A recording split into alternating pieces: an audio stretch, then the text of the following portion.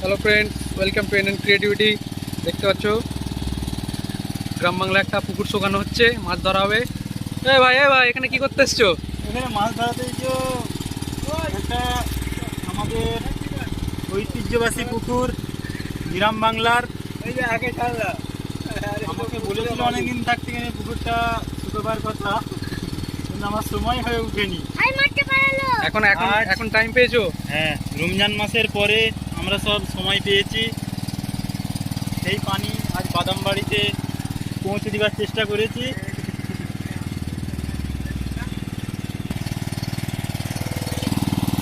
Viewers, এই মেশিনে করে পুকুরটা শুকিয়ে ফেলা হচ্ছে।